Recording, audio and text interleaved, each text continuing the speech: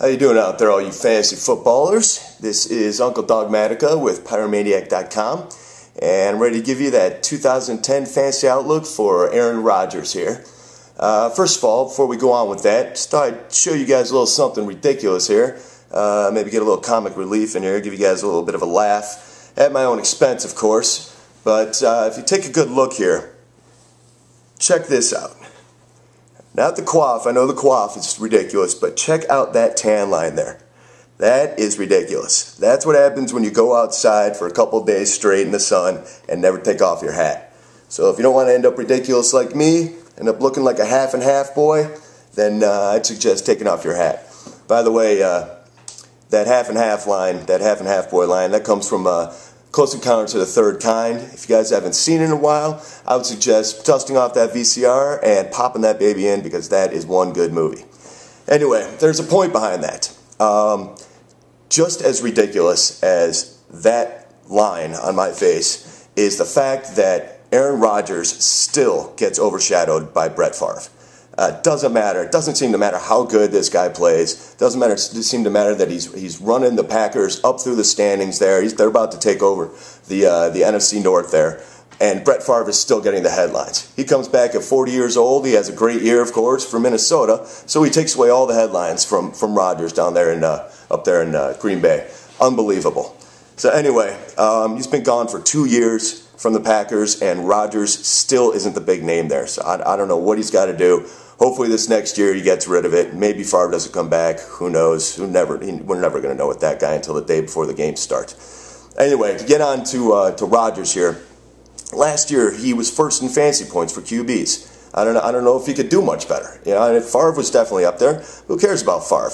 Manning, Brees, Schaub, all those guys, he beat them all. I mean, it was an unbelievable year what the guy had. I mean, besides all his passing stats, he led all QBs with 5 rushing touchdowns. That's something ridiculous. I mean, that's something out of the lines of like Michael Vick or Randall Cunningham or Steve Young or something like that.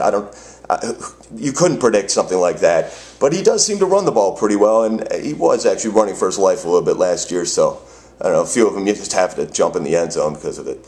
Anyway, he also had 30 TDs passing through the air. That was one of the tops in the league. He was 4th in passing yards last year with 4,434, which also, by the way, was 2nd most all-time in Packers history, next to Lynn Dickey. It wasn't even Favre. Favre never threw for that many yards for the Packers. So that's something special. He was tied for the least amount of interceptions last year in the league. He had 7 interceptions. That was something that Favre did as well. Favre only had 7 interceptions. Let's get on to fantasy, though, for a second here. He had 9 games last year. We had 20-plus points in a game. 20-plus fantasy points in a game. The next to that was only 7 games, and that was done by Manning and Brees. Favre only had 6, by the way. But 9 games with 20-plus fantasy points, that's kind of ridiculous. All right, so getting on to this next year for 2010. First of all, Donald Driver. The guy is old. He's 35 years old, but he's a workout machine. He plays like he's 25 years old still. I mean, he may be an old-timer, but he's still playing hard, and this is a contract year coming up for that guy. So I expect him to be doing better this year than he did last year, and last year he had a pretty darn good year. Greg Jennings. It was a little bit of a disappointment for Greg Jennings last year, but he's just way too talented to have that kind of a mediocre year again. I expect big things from him, which only adds to Rodgers' value as well. Another thing is Rodgers is going to be able to play with his new toy all year this year. All 16 games he's going to have Jermichael Finley, assuming he doesn't get hurt.